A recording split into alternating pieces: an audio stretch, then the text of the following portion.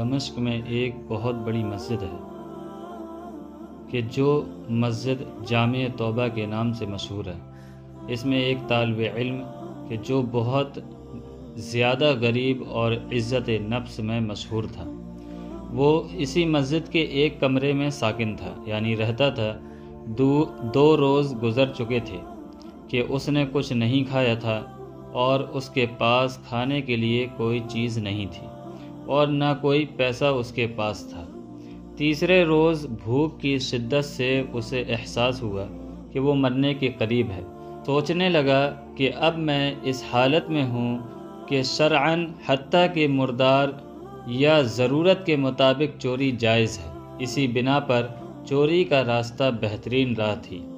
شیخ Tantawi کہتے ہیں، یہ سچا واقعہ ہے اور میں ان لوگوں کو اچھی طرح جانتا ہوں اور اس واقعے کی تفصیل سے آگاہ ہوں۔ یہ مسجد ایک قدیمی محلہ میں واقع ہے اور وہاں تمام مکانات قدیمی طرز پر اس طرح بنے ہوئے ہیں کہ ایک دوسرے کی چھتیں آپس میں ملی ہوئی ہیں اور چھتوں سے ہی سارے محلے میں جایا جا سکتا ہے۔ یہ جوان مسجد کی چھت پر گیا اور وہاں سے محلے کے گھروں کی طرف چل دیا۔ پہلے گھر میں پہنچا تو دیکھا وہاں کچھ خواتین ہیں، تو سر جھکا کے وہاں سے چلا گیا۔ بعد والے گھر پہنچا تو دیکھا گھر خالی ہے، لیکن اس گھر سے کھانے کی خوشبو آ رہی ہے۔ بھوک کی شدت میں جب کھانے کی خوشبو اس کے دماغ میں پہنچی تو بھوکے کی مانند اس کو اپنی طرف کھینچ لیا۔ یہ مکان ایک منزل تھا۔ فوراً باورچی خانے میں پہنچا، دیگچی کا ڈھکن اٹھایا تو اس میں بھرے ہوئے بیگن کا سالن تھا۔ ایک بیگن اٹھایا، بھوک کی شدت سے سالن کے گرم ہونے کی بھی پرواہ نہیں کی۔ بیگن کو دانتوں سے کاٹا اور جیسے ہی نگلنا چاہا تو اسی وقت عقل اپنی جگہ واپس آ گئی اور اس کا ایمان جاگ گیا۔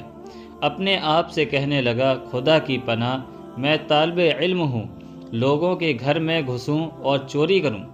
اپنے اس فعل پر شرم آ گئی، پشیمان ہوا اور استغفار کیا اور پھر بیگن کو واپس دیگچی میں رکھ دیا اور جیسے آیا تھا ویسے ہی واپس لوٹ گیا اور مسجد میں داخل ہو کر شیخ کے حلقہ درس میں حاضر ہوا۔ بھوک کی شدت سے سمجھ نہیں پا رہا تھا کہ شیخ کیا درس دے رہے ہیں۔ جب شیخ درس سے فارغ ہوئے اور لوگ بھی متفرق ہو گئے تو ایک خاتون مکمل حجاب میں وہاں آئی، شیخ سے کچھ گفتگو کی اور وہ طالب علم ان دونوں کی گفتگو نہیں سمجھ سکا۔ شیخ نے اپنے اطراف میں نگاہ کی تو اس طالب علم کے علاوہ کسی کو وہاں نہ پایا۔ پھر اس کو آواز دی اور کہا، تم شادی شدہ ہو؟ جوان نے کہا، نہیں۔ شیخ نے کہا، تم شادی نہیں کرنا چاہتے؟ جوان خاموش رہ گیا۔ شیخ نے پھر کہا، مجھے بتاؤ تم شادی کرنا چاہتے ہو یا نہیں؟ اس جوان نے جواب دیا، خدا کی قسم، میرے پاس ایک لقمہ روٹی کے لیے پیسے نہیں ہیں، میں کس طرح شادی کروں؟ شیخ نے کہا، یہ خاتون آئی ہے، اس نے مجھے بتایا ہے کہ اس کا شوہر وفات پا گیا ہے اور اس شہر میں بے اور اس کا دنیا میں سوائے ایک ضعیف چچا کے کوئی عزیز و رشتہ دار نہیں ہے۔ اپنے چچا کو یہ اپنے ساتھ لے کر آئی ہے اور وہ اس وقت اس مسجد کے ایک کونے میں بیٹھا ہوا ہے اور اس خاتون کو اس کے شوہر سے گھر اور مال ورثہ میں ملا ہے۔